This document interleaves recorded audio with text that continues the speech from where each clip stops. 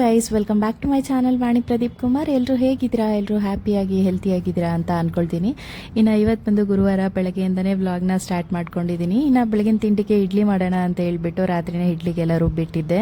ಇವಾಗ ಸಮ್ಮರ್ ಆಗಿರೋದ್ರಿಂದ ಇಡ್ಲಿ ಬ್ಯಾಟರ್ ಚೆನ್ನಾಗಿ ಉಪ್ಪಿ ಬಂದಿದೆ. ನಾನು ಲಾಸ್ಟ್ ಟೈಮ್ ಮಿನಿ ವ್ಲಾಗ್ ಹಾಕ್ದಾಗಲೂ ಅಷ್ಟೇ ತುಂಬ ಜನ ರೆಸಿಪಿ ಕೇಳಿದ್ರೆ, ಬಟ್ ಈ ಸಲ ಆಗಿಲ್ಲ. ನೆಕ್ಸ್ಟ್ ಟೈಮ್ ಇಡ್ಲಿ ಮಾಡಿದಾಗ ಖಂಡಿತವಾಗಿ ಇಡ್ಲಿ ಬ್ಯಾಟರ್ ರೆಸಿಪಿನ ಹಾಕ್ತೀನಿ. ನಾನು ಇಡ್ಲಿಗೆ ರುಬ್ಬಿಟ್ಟಾಗ ಒಂದು ಕಾಲು ಭಾಗದಷ್ಟು ಇರಲಿಲ್ಲ ಪಾತ್ರೆಯಲ್ಲಿ, ಚೆನ್ನಾಗಿ ಉಬ್ಬು ಬಂದಿದೆ. ಹಾಗೆ ಇದ್ರ ಜೊತೆ ಸ್ವಲ್ಪ ಉದ್ದಿನ ವಡ ಮಾಡಿಬಿಡೋಣ ಅಂತ ಹೇಳ್ಬಿಟ್ಟು ಉದ್ದಿನ ಬೇಳೆನ ಒಂದು 4-5 ಗಂಟೆಗಳ ಕಾಲ ನೆನಗಿಟ್ಟು ಇನ್ನು ಮಸಾಲೆ ಪದಾರ್ಥಗಳನ್ನೆಲ್ಲ ರಾತ್ರಿನೇ ಹಾಕ್ಬಿಟ್ಟು ಚೆನ್ನಾಗಿ ರುಬ್ಬಿ ಇಟ್ಟಿದ್ದೆ. ಇದು ಚೆನ್ನಾಗಿ ಫರ್ಮೆಂಟ್ ಆಗಿದೆ. ಇದಕ್ಕೆ ಒಂದು 2 ಸ್ಪೂನ್ ಅಷ್ಟು ಅಕ್ಕಿ ಹಿಟ್ಟನ್ನ ಹಾಕ್ಬಿಟ್ಟು ಒಡೆ ಬಿಟ್ಟರೆ ತುಂಬಾ ಕ್ರಿಸ್ಪಿಯಾಗಿ ಬರುತ್ತೆ. ಇಡ್ಲಿ ಜೊತೆ ಇಡ್ಲಿ ಸಾಂಬಾರ್ ಇಲ್ಲದೆ ಹೋದ್ರೆ ಚೆನ್ನಾಗಿರಲ್ಲ. ಚಟ್ನಿ ಜೊತೆ, ಖಾಲಿ ಚಟ್ನಿ ಜೊತೆ ತಿನ್ಬೇಕು ಅಂತ ಅನ್ಸಲ್ಲ. ಇಡ್ಲಿ ಸಾಂಬಾರ್ ಮಾಡ್ಕೊಳ್ಳೋದಕ್ಕೆ ಸ್ವಲ್ಪ ತೊಗರಿ ಬೇಳೆನ ಕುಕ್ಕರ್ಗೆ ಹಾಕಿ ಚೆನ್ನಾಗಿ ತೊಳೆದಿಟ್ಕೊಳ್ತಾ ಇದ್ದೀನಿ. ಖಾಲಿ ಇಡ್ಲಿ ಸಾಂಬಾರ್ ಮಾಡೋದಕ್ಕಿಂತ ಸ್ವಲ್ಪ ತರಕಾರಿ ಹಾಕ್ಬಿಟ್ಟು ನುಗ್ಗಿಕಾಯಿ ಇತ್ತು, ಅದನ್ನ ಹಾಕ್ಬಿಟ್ಟು ಅದ್ರ ನುಗ್ಗಿಕಾಯಿ ಬೇಳೆ ಸಾಂಬಾರ್ ಮಾಡಿಬಿಡೋಣ, ಚೆನ್ನಾಗಿರುತ್ತೆ ಅಂತ ಹೇಳ್ಬಿಟ್ಟು ಅದನ್ನೇ ಮಾಡ್ಕೊಳ್ತಾ ಇದ್ದೆ. ನಾನು ಲಾಸ್ಟ್ ಮಿನಿ ವ್ಲಾಗಲ್ಲೂ ಅದು ಯಾವುದದು ಬರೀ ಖಾಲಿ ಬೇಳೆ ಸಾಂಬಾರು ಅಷ್ಟೇ ಮಾಡಿದ್ದೆ, ತೊಗರಿ ಬೇಳೆ ಮತ್ತು ಹೆಸರು ಬೇಳೆ ಹಾಕ್ಬಿಟ್ಟು. ಆ ರೆಸಿಪಿನೂ ತುಂಬ ಜನ ಇಷ್ಟಪಟ್ಟಿದ್ರಿ. ಇನ್ನು ತೊಳೆದಿಟ್ಕೊಂಡಿರೋ ತೊಗರಿ ಬೇಳೆಗೆ ಸ್ವಲ್ಪ ಬೆಳ್ಳುಳ್ಳಿ, ಹಾಗೆ ಈರುಳ್ಳಿ, ಟೊಮ್ಯಾಟೊ ಇಷ್ಟನ್ನು ಮೂರನ್ನು ಹಾಕ್ಬಿಟ್ಟು ಸ್ವಲ್ಪ ನೀರನ್ನ ಸೇರಿಸ್ಬಿಟ್ಟು ಚೆನ್ನಾಗಿ ಮೆತ್ತಗೆ ಸ್ವಲ್ಪ ಅರಿಶಿನದ ಪುಡಿ ಹಾಗೆ ಸ್ವಲ್ಪ ಉಪ್ಪು ಇಷ್ಟನ್ನು ಹಾಕಿ ಸ್ವಲ್ಪ ನೀರನ್ನ ಹಾಕಿ ಒಂದು 4 ವಿಷಲ್ ಮೆತ್ತಗೆ ಬೇಯಿಸ್ಕೊಳ್ಬೇಕು.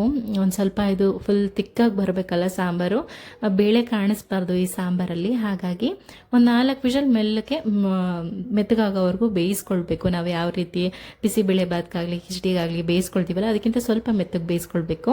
ತುಂಬ ಜನ ಕೇಳ್ತಾನೆ ಇರ್ತೀರಾ, ನೀವೆಲ್ಲ ತರಕಾರಿನೂ ಆನ್ಲೈನಲ್ಲೇ ತರಿಸ್ತೀರಲ್ವ ಸಿಸ್ಟರ್ ಅಂತ ಹೇಳ್ಬಿಟ್ಟು.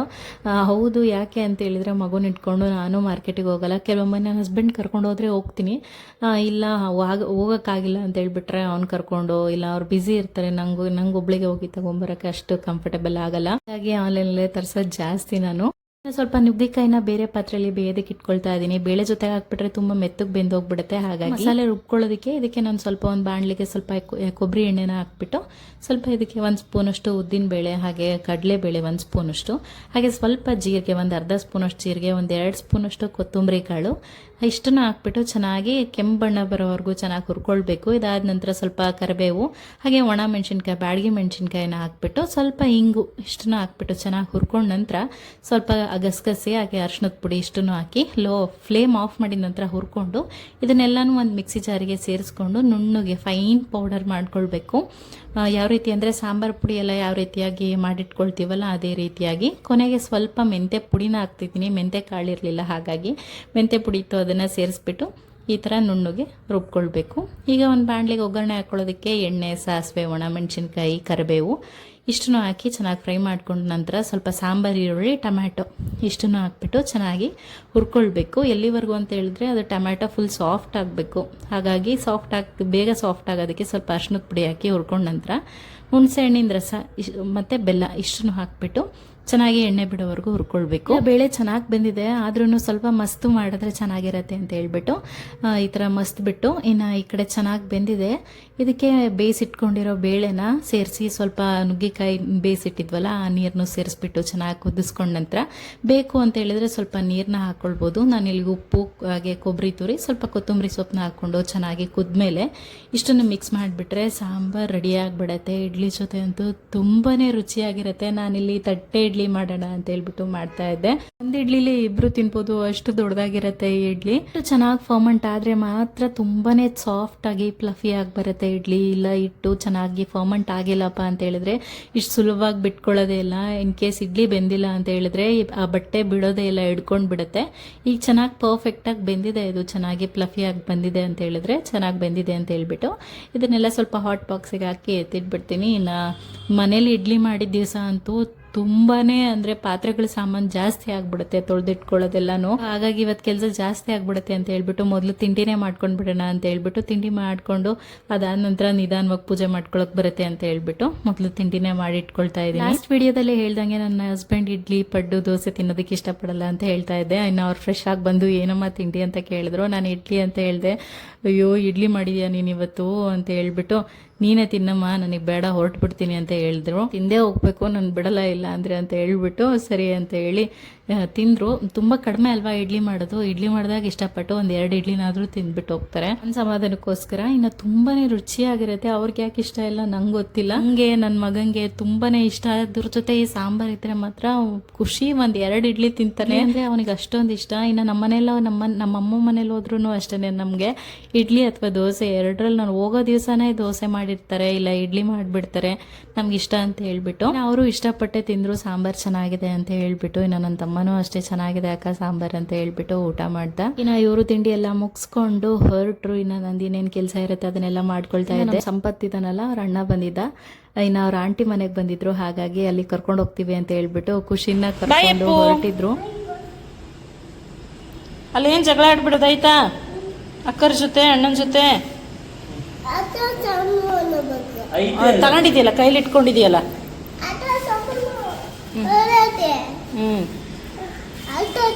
ಹ್ಞೂ ಆಟ ಆಡು, ತಗೊಂಡೋಗಿ ಹುಷಾರಾಗಿ ಬರ್ಬೇಕಾಯ್ತಾ. ಅವ್ರ ಜೊತೆ ಎಲ್ಲ ಜಗಳ ಆಡಬಾರ್ದು, ಆಟ ಆಡ್ಕೊಂಡು ಬರಬೇಕು.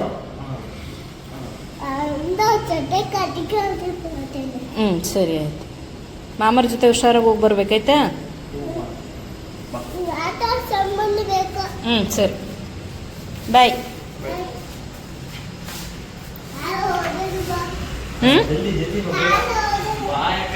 ಬಾಯ್ ಬಾಯ್ ಬಾಯ್ ಬಾಯ್ ಬಾಯ್ ಅಪ್ಪು. ಅಯ್ಯೋ ಇನ್ನು ಅವ್ರು ನೋಡಿ ಫುಲ್ ಖುಷಿ ಆಗ್ಬಿಡ್ತು ಅವನಿಗೆ, ಹೊರಗಡೆ ಕರ್ಕೊಂಡು ಹೋಗ್ತಿದಾರಲ್ಲ ಅಂತ ಹೇಳ್ಬಿಟ್ಟು. ಇನ್ನು ಅವನು ಎಲ್ಲಾದರೂ ಈ ಥರ ಚಾನ್ಸ್ನ ಮಿಸ್ಸೇ ಮಾಡ್ಕೊಳ್ಳಲ್ಲ. ಹೊರಗಡೆ ಕರ್ಕೊಂಡು ಹೋಗೋರಿದ್ರೆ ನಾನು ಬರ್ತೀನಿ ಮಾಮ ಅಂತ ಹೇಳ್ಬಿಟ್ಟು ಕರ್ಕೊಂಡು ಹೋದ. ಲೇಟ್ ಆಗತ್ತಕ್ಕ ಬರೋದು ಅಂತಲೇ ಹೇಳಿದ್ರು. ಸರಿ ಅಪ್ಪು ನೀನು ಇರಲ್ಲ ಕಣೋ ಹೋದ್ರೆ ಅಂತ ಹೇಳಿದೆ. ಆದ್ರೂ ಇಲ್ಲಮ್ಮ ನಾನು ಇರ್ತೀನಿ, ನಾನು ಹೋಗ್ತೀನಿ ಅಂತ ಹೇಳ್ದೆ. ಸರಿ ಆಟ ಮಾಡ್ತಿದ್ದಾನಲ್ವ, ಹೋಗ್ಲಿ ಬಿಡು, ಅಕಸ್ಮಾತ್ ಏನಾದರೂ ಹತ್ರ ಫೋನ್ ಮಾಡಪ್ಪ, ಇಲ್ಲ ಅಂತ ಹೇಳಿದ್ರೆ ಕರ್ಕೊಂಡು ಬಂದ್ಬಿಡುವಂತ್ರಿ ಅಂತ ಹೇಳಿ ಕಳಿಸ್ದೆ. ಏನಾದರೂ ಹೊರಗಡೆ ಹೋಗ್ಬೇಕು ಅಂತ ಹೇಳಿದ್ರೆ ನನ್ನ ಜೊತೆ ಇಲ್ಲ ನನ್ನ ಹಸ್ಬೆಂಡ್ ಜೊತೆ ಇಲ್ಲ ನಮ್ಮಪ್ಪ ಅಮ್ಮ ನಮ್ಮ ತಮ್ಮನ ಜೊತೆ ತುಂಬಾ ಕಂಫರ್ಟಬಲ್ ಆಗಿ ಹೋಗ್ತಾನೆ. ಇನ್ನು ಸಂಪತ್ತು ಮತ್ತು ರಾಗಿ ತುಂಬಾ ಮುಖಪರಿಚಯ ಇರೋದ್ರಿಂದ ಅವ್ರ ಜೊತೆನೂ ಚೆನ್ನಾಗಿ ಹೊಂದ್ಕೊಂಡು ಹೋಗ್ತಾನೆ ಅಂತ ಹೇಳಿದ್ರೆ ಇವ್ನು ಹೇಳಿದ್ದನ್ನೆಲ್ಲ ಅವ್ರು ಕೇಳ್ತಾರೆ. ಹಾಗಾಗಿ ಇವ್ರು ಕಂಡ್ರೆ ಅವನಿಗೆ ಇಷ್ಟ. ಹಾಗಾಗಿ ಇಲ್ಲ ನಾನು ಹೋಗ್ತೀನಿ ಅಂತ ಹೇಳ್ದ. ಸರಿ ಆಯ್ತು ಹೋಗ್ಬಿಟ್ಟು ಬರಪ್ಪ, ಹಠ ಮಾಡ್ಬೇಡ ಅಂತ ಹೇಳ್ಬಿಟ್ಟು ಕಳಿಸಿದ್ದೆ. ಅಷ್ಟರೊಳಗೆ ಒಂದು ರೌಂಡ್ ಮನೆ ಮತ್ತೆ ಗಲೀಜು ಮಾಡಿರ್ತಾನೆ. ಬೆಳಗ್ಗೆನೇ ನಾನು ಕಸ ಹೊಡೆದು ಮಾಬಿಂಗ್ ಎಲ್ಲ ಮಾಡಿರ್ತೀನಿ. ಅದಾದ ನಂತರ ಪೂಜೆ ಮಾಡೋದಕ್ಕಿಂತ ಮುಂಚೆ ಇನ್ನೊಂದ್ಸಲ ಕಸ ಹೊಡ್ಕೊಂಡು ಅದಾದ ನಂತರ ಸ್ವಲ್ಪ ಪಾತ್ರೆ ಎಲ್ಲ ಇದೆ ಅದನ್ನೆಲ್ಲ ತೊಳೆದಿಟ್ಕೊಂಡು ಪೂಜೆ ಮಾಡಿದ್ರಾಯ್ತು ಅಂತ ಹೇಳ್ಬಿಟ್ಟು ಮೊದಲು ಮನೆಯನ್ನೆಲ್ಲ ಕ್ಲೀನ್ ಮಾಡಿಟ್ಕೊಂಡೆ. ಜನ ನನ್ನ ವ್ಲಾಗ್ಸ್ನ ತುಂಬ ಇಷ್ಟಪಟ್ಟು ನೋಡ್ತಾ ಇದ್ದೀರಾ, ಅದೇ ಕಾರಣಕ್ಕೆ ನನಗೂ ಸ್ವಲ್ಪ ಮೋಟಿವೇಟ್ ಆಗಿ ನಾನು ವ್ಲಾಗ್ಸ್ನ ಮಾಡೋಣ ಕಂಟಿನ್ಯೂಸ್ ಆಗಿ ಅಂತ ಅನ್ಕೊಂಡಿದ್ದೀನಿ. ಈ ಥರ ಕಂಟೆಂಟ್ ಬಗ್ಗೆ ವ್ಲಾಗ್ಸ್ ಮಾಡಿ ವಾಣಿ ಅಂತ ಹೇಳಿದ್ರೆ ಖಂಡಿತವಾಗಿ ಆ ಥರ ಕಂಟೆಂಟ್ಗಳ ಮೇಲೆ ನಾನು ವ್ಲಾಗ್ಸ್ ಮಾಡೋದಕ್ಕೆ ಟ್ರೈ ಮಾಡ್ತೀನಿ. ಐ ಹೋಪ್ ನಿಮಗೆ ನಾನು ಮಾಡ್ತಿರೋಂಥ ವಿಡಿಯೋಗಳು ಇಷ್ಟ ಆಗ್ತಿದೆ ಅಂತ ಅಂದ್ಕೊಳ್ತೀನಿ. ನೀವು ಸಹ ಸುಮಾರಷ್ಟು ಪ್ರಶ್ನೆಗಳನ್ನ ಕೇಳ್ತಾನೆ ಇದ್ದೀರಾ, ಹೋಮ್ ಟೂರ್ ಮಾಡಿ, ಕಿಚನ್ ಟೂರ್ ಮಾಡಿ, ಫ್ರಿಜ್ ಟೂರ್ ಮಾಡಿ ಅಂತ ಹೇಳ್ಬಿಟ್ಟು. ಸ್ವಲ್ಪ ಇನ್ನೂ ಕೆಲಸ ಇದೆ, ಸ್ವಲ್ಪ ಜೋಡಿಸ್ಕೊಳ್ಳೋದಿದೆ, ಅದನ್ನೆಲ್ಲ ಮುಗಿಸ್ಕೊಂಡು ನಂತರ ಮಾಡ್ತೀನಿ. ಲಾಸ್ಟ್ ವ್ಲಾಗಲ್ಲೂ ಹೇಳಿದ್ದೆ ನಾನು, ಆದರೂ ಸುಮಾರು ಜನ ಕೇಳ್ತಾನೆ ಇದ್ದೀರಾ. ಮಿನಿ ವ್ಲಾಗ್ಸಲ್ಲಿ ಆಗಿರ್ಬೋದು ತುಂಬ ಜನ ಕೇಳ್ತಾ ಇದ್ದೀರಾ.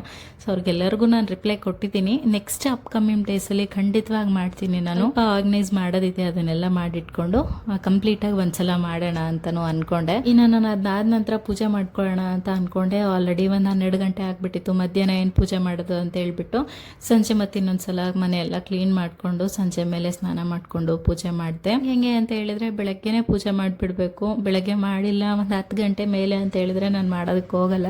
ಅದಾದಮೇಲೆ ನನಗೆ ಪೂಜೆ ಮಾಡೋ ಮನಸ್ಸಿರಲ್ಲ, ಸ್ವಲ್ಪ ಬಿಸಿಲು ಜಾಸ್ತಿ ಆಗಿಬಿಡುತ್ತೆ. ಇನ್ನು ಆ ಟೈಮಲ್ಲಿ ಪೂಜೆ ಮಾಡೋದಕ್ಕೆ ನನಗೆ ಇಷ್ಟ ಆಗಲ್ಲ.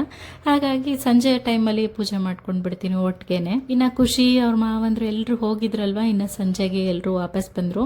ಇನ್ನು ಅವ್ರಿಗೆಲ್ಲರಿಗೂ ಸ್ವಲ್ಪ ಟೀ ಮಾಡಿಕೊಟ್ಬಿಡೋಣ ಅಂತ ಹೇಳ್ಬಿಟ್ಟು ಸಂಜೆ ಬಂದ್ರಲ್ವ, ಹಾಗಾಗಿ ಎಲ್ರಿಗೂ ಟೀನ ಮಾಡಿಕೊಟ್ಟೆ. ಇನ್ನು ಖುಷಿ ಅವ್ರು ಇರೋದ್ರಿಂದ ನನ್ನ ಹತ್ರ ಸ್ವಲ್ಪನೂ ಸುಳಿದಿಲ್ಲ. ಅವ್ರ ಜೊತೆನೇ ಆಟ ಆಡಿಕೊಂಡು ಆರಾಮಾಗಿ ಕಾಲು ಎಳ್ಕೊಂಡಿದ್ದ. ಅವರೇ ಅಂತಾರೆ, ಅಕ್ಕ ಎಷ್ಟು ಮಾತಾಡ್ತಾನಕ್ಕ ಇವನು ಅಂತ ಹೇಳ್ಬಿಟ್ಟು. ನಮ್ಮ ಜೊತೆ ಇದ್ದಾಗ ಅವನು ಅಷ್ಟೊಂದು ಮಾತಾಡಲ್ಲ, ಸ್ವಲ್ಪ ಸೈಲೆಂಟಾಗೇ ಇರ್ತಾನೆ. ಯಾರಾದರೂ ಈ ಥರ ಇಷ್ಟ ಆಗ್ಬಿಟ್ರೆ ಅವ್ರ ತಲೆ ತಿಂದು ಕೈಲಿ ಕೊಟ್ಬಿಡ್ತಾನೆ, ಅಷ್ಟು ಮಾತಾಡ್ತಾನೆ.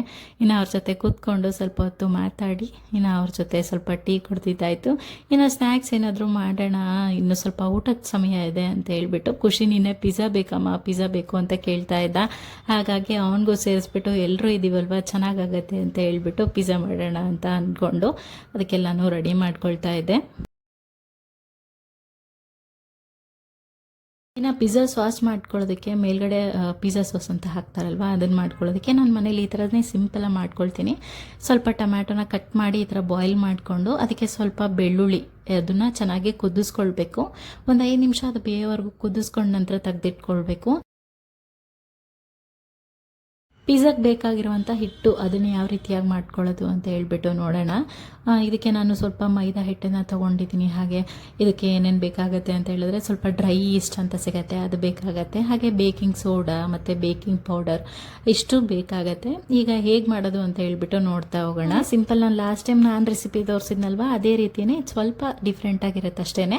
ಇದಕ್ಕೆ ನಾನು 1-2 ಕಪ್ ಆಗುವಷ್ಟು ಮೈದಾ ಹಿಟ್ಟನ್ನು ಸೇರಿಸ್ಕೊಳ್ತಾ ಇದ್ದೀನಿ. ನಿಮಗೆ ಬೇಕು ಅಂತ ಹೇಳಿದ್ರೆ ನೀವು ಗೋಧಿ ಹಿಟ್ಟನ್ನು ಸಹ ಸೇರಿಸ್ಕೊಳ್ಬೋದು.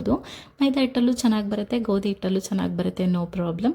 ಈ ಥರ 1-2 ಕಪ್ ಅಷ್ಟು ಮೈದಾ ಹಿಟ್ಟನ್ನು ಸೇರಿಸ್ಕೊಂಡು ಇದಕ್ಕೆ 1 ಸ್ಪೂನ್ ಅಷ್ಟು ಸಕ್ಕರೆ, ಹಾಗೆ ಬೇಕಿಂಗ್ ಸೋಡಾ ಸ್ವಲ್ಪ 1 ಪಿಂಚಷ್ಟು, ಸ್ವಲ್ಪ 1 ಪಿಂಚಿಗಿಂತ ಸ್ವಲ್ಪ ಜಾಸ್ತಿ, ನಾನು ತೋರಿಸ್ತಿರೋ ಪ್ರಮಾಣ ಹಾಕಿದ್ರೆ ಸಾಕಾಗತ್ತೆ. ನಂತರ ಬೇಕಿಂಗ್ ಪೌಡರ್ ಬರುತ್ತೆ, ಸ್ವಲ್ಪ ಅದಕ್ಕಿಂತ ಜಾಸ್ತಿ ಒಂದು 1/4 ಸ್ಪೂನಷ್ಟು ಬೇಕಿಂಗ್ ಪೌಡರ್ನ ಹಾಕ್ಕೊಳ್ತಾ ಇದ್ದೀನಿ. ಇದಾದ ನಂತರ ಡ್ರೈ ಈಸ್ಟ್ ಬರುತ್ತಲ್ವ, ಇದನ್ನು ಈಗ ಇದರಲ್ಲಿ 1 ಸ್ಪೂನಷ್ಟು ಡ್ರೈ ಈಸ್ಟನ್ನ ಹಾಕ್ಕೊಳ್ತಾ ಇದ್ದೀನಿ. ಈ ಥರ ಡ್ರೈ ಈಸ್ಟ್ನ ಈ ಥರ ನೇರವಾಗೂ ಹಾಕ್ಕೊಳ್ಬೋದು, ಇಲ್ಲ ಹಾಲಲ್ಲಿ ನೆನೆಸಿಟ್ಟು ಸ್ವಲ್ಪ ಬೆಚ್ಚಗಿರೋ ಅಂಥ ಹಾಲಲ್ಲಿ ನೆನೆಸಿಟ್ಟು ಸಹ ಹಾಕ್ಕೊಳ್ಬೋದು. ಇದಾದ ನಂತರ ಸ್ವಲ್ಪ ಬೆಣ್ಣೆ ಇದನ್ನು ಹಾಕ್ಕೊಳ್ಬೇಕು. ಒಂದು ಸ್ವಲ್ಪ ಬೆಣ್ಣೆನ ಸೇರಿಸ್ಕೊಳ್ತಾ ಇದ್ದೀನಿ. ಇಷ್ಟನ್ನು ಹಾಕ್ಬಿಟ್ಟು ಚೆನ್ನಾಗಿ ಕಲಿಸ್ಕೊಳ್ಬೇಕು. ಯಾವ ರೀತಿಯಾಗಿ ಅಂದರೆ ಸ್ವಲ್ಪ ಬೆಣ್ಣೆ ಮೆಲ್ಟ್ ಆಗಬೇಕು ಅಲ್ಲಿವರೆಗೂ. ಇವಾಗ ಚೆನ್ನಾಗಿ ಮೆಲ್ಟ್ ಆಗಿದೆ. ಇದಾದ ನಂತರ ಸ್ವಲ್ಪ ನೀರನ್ನ ಸೇರಿಸ್ಬಿಟ್ಟು ನಾವು ಚಪಾತಿ ಹಿಟ್ಟನ್ನ ಯಾವ ರೀತಿಯಾಗಿ ಕಲಿಸ್ಕೊಳ್ತೀವಲ್ವ ಅದಕ್ಕಿಂತ ಸ್ವಲ್ಪ ಮೆತ್ತಗೆ ಕಲಿಸ್ಕೊಳ್ಬೇಕು. ನಾವು ಕಣಕ್ಕೆ ಕಲಿಸ್ತೀವಲ್ವ ಹೋಳಿಗೆ ಮಾಡೋದಕ್ಕೆ, ಅದಕ್ಕಿಂತ ಸ್ವಲ್ಪ ಗಟ್ಟಿ ಈ ರೀತಿಯಾಗಿ ಕಲಿಸ್ಕೊಳ್ಬೇಕು. ಒಂದು ಅರ್ಧ ಗಂಟೆಗಳ ಕಾಲ ಚೆನ್ನಾಗಿ ಅದು ಫರ್ಮೆಂಟ್ ಆಗಬೇಕು ಇದನ್ನು. ಹಾಗಾಗಿ ಇದನ್ನು ಈಸ್ಟ್ ಹಾಕಿರೋದ್ರಿಂದ ಚೆನ್ನಾಗಿ ಫರ್ಮೆಂಟ್ ಆಗುತ್ತೆ. ಒಂದು ಬಟ್ಟೆನ ಮುಚ್ಚಿಟ್ಬಿಟ್ಟು ಒಂದು ಅರ್ಧ ಗಂಟೆಗಳ ಕಾಲ ಎತ್ತಿಡ್ತಾ ಇದ್ದೀನಿ. ಮೇಲ್ಗಡೆ ಟಾಪಿಂಗ್ಸ್ ಇಡಬೇಕಾದಂಥ ತರಕಾರಿಗಳನ್ನೆಲ್ಲ ಹೆಚ್ಚಿಟ್ಕೊಳ್ತಾ ಇದ್ದೀನಿ. ಸ್ವಲ್ಪ ಈರುಳ್ಳಿ, ಹಾಗೆ ಕ್ಯಾಪ್ಸಿಕಮ್, ಟೊಮ್ಯಾಟೊ, ಪನ್ನೀರ್ ಅದನ್ನೆಲ್ಲನೂ ಚೆನ್ನಾಗಿ ಹೆಚ್ಚಿ ಎತ್ತಿಟ್ಕೊಳ್ತಾ ಇದ್ದೀನಿ ಸಣ್ಣದಾಗಿ. ಪಿಜ್ಜಾ ಏನಾದರೂ ಹೊರಗಡೆ ತಿನ್ನಬೇಕು ಅಂತ ಹೇಳಿದ್ರೆ ಎಷ್ಟು ಕಾಸ್ಟ್ಲಿ ಇರುತ್ತೆ ಅಂತ ಹೇಳ್ಬಿಟ್ಟು ನಮ್ಮ ದೇಶದಲ್ಲಿ ಬೆಳೆದಿರೋ ತರಕಾರಿಗೇ ನಮಗೆ ಟ್ಯಾಕ್ಸ್ ಹಾಕ್ಬಿಟ್ಟು 1/2 ದುಡ್ಡು ತಗೋತಾರೆ. ಬೇಕಾದರೆ ಏನು ಅನ್ಸಲ್ಲ, ತಿಂದಾದ ನಂತರ ಬಿಲ್ ಕೊಡಬೇಕಾದ್ರೆ ಇಷ್ಟೊಂದ ಅಂತ ಅನಿಸುತ್ತೆ. ಏನು ಮಾಡೋಕ್ಕಾಗಲ್ಲ, ಇಷ್ಟಪಟ್ಟು ತಿನ್ನೋರು ಕೊಡಲೇಬೇಕು. ನಾವೇನು ಅಷ್ಟೊಂದು ಇಷ್ಟಪಟ್ಟು ಪಿಜ್ಜಾಸ್ ಎಲ್ಲ ಮಾಡಲ್ಲ, ಬಟ್ ಖುಷಿಗೂ ನಾನು 1-2-3 ಸಲ ಮಾಡಿಕೊಟ್ಬಿಟ್ಟಿದ್ದೀನಿ. ಹಾಗಾಗಿ ಅವ್ನು ಕೇಳ್ತಾನೆ ಇರ್ತಾನೆ, ಅವನಿಗೆ ಇಷ್ಟ ಪಿಜ್ಜಾ ಅಂತ ಹೇಳಿದ್ರೆ, ಹಾಗಾಗಿ ಅವನಿಗೆ ಇಷ್ಟ ಆಗತ್ತಲ್ಲ ಅಂತ ಹೇಳ್ಬಿಟ್ಟು ಮಾಡಿಕೊಡ್ತಾ ಇದ್ದೀನಿ. ಇನ್ನು ಟೊಮ್ಯಾಟೊ ಈಗ ಚೆನ್ನಾಗಿ ಬೆಂದಿದೆ. ಟೊಮ್ಯಾಟೊ ಮೇಲ್ಗಡೆ ಈ ಥರ ಸಿಪ್ಪೆನೆಲ್ಲ ತೆಗೆದಿಟ್ಕೊಂಡು ಟೊಮ್ಯಾಟೊ ಹಾಗೆ ಬೇಯಿಸಿಟ್ಕೊಂಡಿರೋವಂಥ ಬೆಳ್ಳುಳ್ಳಿ ಎರಡನ್ನೂ ನುಣ್ಣಗೆ ರುಬ್ಕೊಳ್ಬೇಕು. ಯಾವ ರೀತಿಯಾಗಿ ಅಂತ ಹೇಳಿ ತೋರಿಸ್ತೀನಿ. ಚೆನ್ನಾಗಿ ಒಂದು ಫೈನ್ ಪೇಸ್ಟ್ ಈ ಥರ ಸಾಸ್ ಥರ ಹೇಗೆ ರುಬ್ಕೊಳ್ತೀವೋ ಸಾಸಿಗೆ ಅದೇ ರೀತಿಯಾಗಿ ನುಣ್ಣಗೆ ರುಬ್ಕೊಳ್ಬೇಕು. ಈ ಹದಕ್ಕೆ ಬರಬೇಕು. ಒಂದು ಪ್ಯಾನ್ನ ಬಿಸಿಗೆ ಇಟ್ಕೊಂಡು ಅದನ್ನು ಚೆನ್ನಾಗಿ ಬಿಸಿ ಮಾಡ್ಕೊಂಡ ನಂತರ 1 ಸ್ಪೂನಷ್ಟು ಬೆಣ್ಣೆ ಅಥವಾ ಎಣ್ಣೆ ಯಾವುದಾದ್ರೂ ಬಳಸ್ಬೋದು. ನಾನಿಲ್ಲಿ ಬೆಣ್ಣೆನೇ ಬಳಸ್ತಾ ಇದ್ದೀನಿ, ಸ್ವಲ್ಪ ಫ್ಲೇವರ್ ಚೆನ್ನಾಗಿ ಬರುತ್ತೆ ಅಂತ ಹೇಳಿಬಿಟ್ಟು. ನಂತರ ಇದನ್ನು ಚೆನ್ನಾಗಿ ಕರಗದ ಮೇಲೆ ರುಬ್ಬಿಟ್ಕೊಂಡಿರೋ ಮಿಶ್ರಣ ಇರುತ್ತಲ್ವ ಅದನ್ನು ಚೆನ್ನಾಗಿ ಎಲ್ಲಿವರೆಗೂ ಅಂತ ಹೇಳಿದ್ರೆ ಅದು ಸ್ವಲ್ಪ ಬೆಣ್ಣೆ ಬಿಟ್ಕೊಳ್ಬೇಕು. ಅಲ್ಲಿವರೆಗೂ ಕಲರ್ ಚೇಂಜ್ ಆಗಬೇಕು, ಅಲ್ಲಿವರೆಗೂ ಚೆನ್ನಾಗಿ ಫ್ರೈ ಮಾಡ್ಕೊಳ್ಬೇಕು. ಒಂದು 5 ನಿಮಿಷಗಳ ಕಾಲ ಲಿಡ್ನ ಕ್ಲೋಸ್ ಮಾಡಿ ಚೆನ್ನಾಗಿ ಬೇಯಿಸ್ಕೊಳ್ತಾ ಇದ್ದೀನಿ. ಅಷ್ಟರೊಳಗಡೆ ಸ್ವಲ್ಪ ಚಿಲ್ಲಿ ಫ್ಲೇಕ್ಸ್ ಮಾಡೋಣ ಅಂತ ಹೇಳ್ಬಿಟ್ಟು ನನ್ನ ಮನೇಲೇ ಈ ಥರ ಮೆಣಸಿನ್ಕಾಯಿ ಇರುತ್ತಲ್ವ ಅದರೊಳಗಡೆ ಚಿಲ್ಲಿ ಫ್ಲೇಕ್ಸ್ ಎಲ್ಲ ಇರುತ್ತೆ. ಏನಿಲ್ಲ, ಸ್ವಲ್ಪ ಮೆಣಸಿನ್ಕಾಯಿನ ಚೆನ್ನಾಗಿ ಸಣ್ಣದಾಗಿ ರುಬ್ಕೊಂಡು ಬಿಡ್ತೀನಿ. ಸೊ ತುಂಬ ಸಣ್ಣಗಲ್ಲ, ಈ ರೀತಿಯಾಗಿ ಫ್ಲೇಕ್ಸ್ ಸಿಗಬೇಕು, ಅದರೊಳಗಡೆ ಇರೋ ಬೀಜಗಳು ಸಿಗಬೇಕು. ಆ ರೀತಿಯಾಗಿ ರುಬ್ಬಿ ಎತ್ತಿಟ್ಕೊಳ್ತಾ ಇದ್ದೀನಿ. ಇಷ್ಟೇ, ಹೊರಗಡೆಯಿಂದ ತೊಗೊಂಬರೋಂಥ ಅವಶ್ಯಕತೆ ಏನಿಲ್ಲ ಚಿಲ್ಲಿ ಫ್ಲೇಕ್ಸ್ಗೆಲ್ಲನೂ. ಸೊ ಇಷ್ಟು ಮಾಡಿಬಿಟ್ರೆ ಚಿಲ್ಲಿ ಫ್ಲೇಕ್ಸ್ ರೆಡಿ ಆಗಿಬಿಡುತ್ತೆ.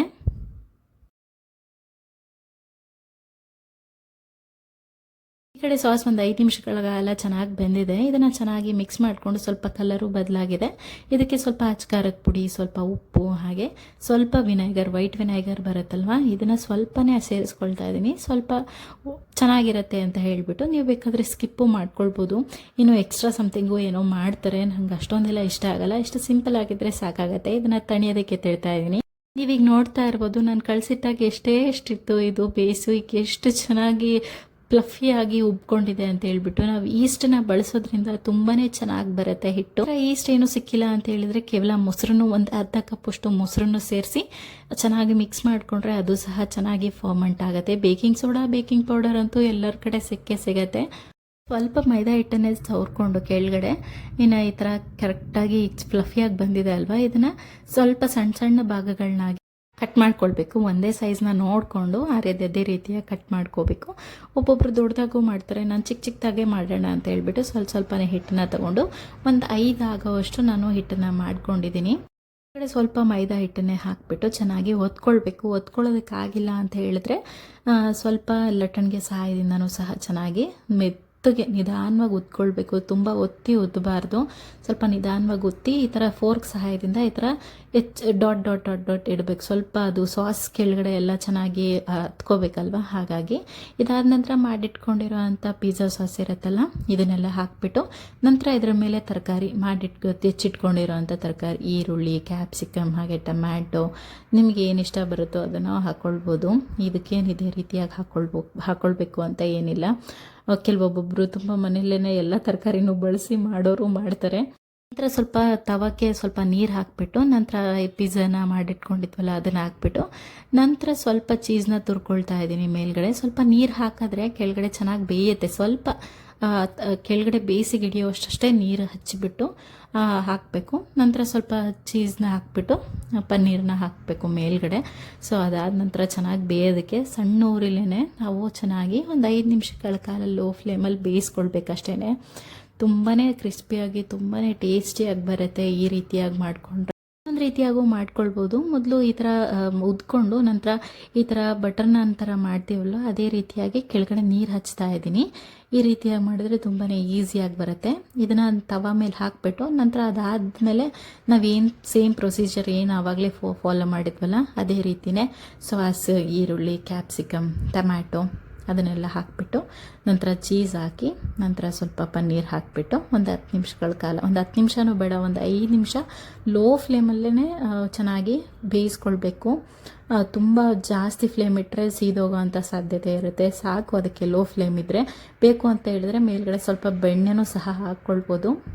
ಇವಾಗ ಒಂದು 5 ನಿಮಿಷಗಳ ಕಾಲ ಚೆನ್ನಾಗಿ ಬೆಂದಿದೆ. ಈಗ ಬಿಟ್ಕೊಂಡಿದೆ ಅಂತ ಹೇಳಿದ್ರೆ ತುಂಬ ಸುಲಭವಾಗಿ ಬಿಟ್ಕೊಳ್ಳುತ್ತೆ. ಯಾಕೆ ಅಂತ ಹೇಳಿದ್ರೆ ಇದು ಏನಿದೆ ಅಲ್ಲ ಬೇಸ್ ಮಾಡಿರ್ತೀವಲ್ವ ಅದು ಬ್ರೆಡ್ ಬೇಸ್ ಅಂತಲೂ ಹೇಳ್ತಾರೆ. ತುಂಬ ಈಸಿಯಾಗಿ ಬೇಗನೆ ಬಿಟ್ಕೊಂಡು ಬಿಡುತ್ತೆ. ನೋಡ್ತಿದ್ದೀರಲ್ವ, ನಾನೇನು ತುಂಬ ಜಾಸ್ತಿ ಚೀಸ್ ಹಾಕಿಲ್ಲ. ನಿಮ್ಗೆ ಇಷ್ಟ ಇದ್ದರೆ ಎಷ್ಟು ಬೇಕಾದರೂ ಚೀಸ್ ತರಕಾರಿ ಎಲ್ಲ ಹಾಕ್ಕೊಳ್ಬೋದು. ಬೇಕು ಅಂತ ಹೇಳಿದರೆ ಕಾರ್ನ್ ಸಿಗುತ್ತೆ, ಅದನ್ನು ಹಾಕ್ಕೊಳ್ಬೋದು. ತುಂಬಾ ಟೇಸ್ಟಿಯಾಗಿ ಚೆನ್ನಾಗಿ ಬೆಂದಿದೆ. ನೀವು ಕೆಳಗಡೆ ನೋಡ್ತಿರ್ಬೋದು. ಅಷ್ಟೇ ಮನೇಲಿ ಈಸಿಯಾಗಿ ಸುಲಭವಾಗಿ ಪಿಜ್ಜಾ ಮಾಡ್ಕೊಳ್ಬೋದು. ಹೊರಗಡೆ ಹೋಗಿ ಅಷ್ಟೊಂದು ದುಡ್ಡು ಕೊಟ್ಟು ತಿನ್ನೋದಕ್ಕಿಂತ ಮನೇಲಿ ಇಷ್ಟು ಜನ ಎಲ್ಲರೂ ಇದ್ದಾಗ ಒಂದ್ಸಲ ಮಾಡಿದ್ರೆ ಟೇಸ್ಟಿಯಾಗಿರುತ್ತೆ. ನನ್ನ ಮಗಂಗಂತೂ ಫುಲ್ ಖುಷಿ ಆಗ್ಬಿಡ್ತು. ಖುಷಿಗೆ ಪಿಜ್ಜಾ ಅನ್ನೋದಕ್ಕೆ ಬರಲ್ಲ, ಪಿಜ್ಜಾ ಅಂತ ಹೇಳ್ತಾ ಇರ್ತಾನೆ. ಅವ್ರಿಗೆಲ್ಲರಿಗೂ ತಲೆ ತಿಂತಿದ್ದ, ಅಕ್ಕ ಏನೋ ಹೇಳ್ತಿದ್ದ ನೀವು ಏನಂತ ಗೊತ್ತಾಗ್ತಿಲ್ಲ ಅಂತ ಕೇಳ್ತಾ ಇದ್ರು. ಇಲ್ಲಪ್ಪ ಪಿಜ್ಜಾಗ ಅವ್ನಂಗೆ ಹೇಳ್ತಾ ಇದ್ದಾನೆ ಅಂತ ಹೇಳಿದೆ. ಮಕ್ಳಿದ್ರೇ ಒಂದು ಚಂದ ಅಲ್ವಾ, ನಮಗಂತೂ ಖುಷಿ ಇರೋದ್ರಿಂದ ಟೈಮ್ ಹೇಗೆ ಹೋಗುತ್ತೆ ಅಂತಲೇ ಗೊತ್ತಾಗಲ್ಲ. ನಾನು ಈ ವ್ಲಾಗ್ನ ಇಲ್ಲಿಗೆ ಎಂಡ್ ಮಾಡ್ತಾ ಇದ್ದೀನಿ. ಐ ಹೋಪ್ ನಿಮಗೆ ಈ ವಿಡಿಯೋ ಇಷ್ಟ ಆಗಿದೆ ಅಂತ ಅಂದ್ಕೊಳ್ತೀನಿ. ಇಷ್ಟ ಆದರೆ ಒಂದು ಲೈಕ್ ಮಾಡೋದನ್ನ ಮರಿಬೇಡಿ. ಯಾರೆಲ್ಲ ಸಬ್ಸ್ಕ್ರೈಬ್ ಮಾಡ್ಕೊಂಡಿಲ್ಲ ಇವಾಗಲೇ ಸಬ್ಸ್ಕ್ರೈಬ್ ಮಾಡಿಕೊಂಡು ನೋಡಿ. ಇನ್ನೊಂದು ವ್ಲಾಗ್ ಜೊತೆ ಮತ್ತೆ ಸಿಗ್ತೀನಿ. ಅಲ್ಲಿವರೆಗೂ ಟೇಕ್ ಕೇರ್, ಬಾಯ್.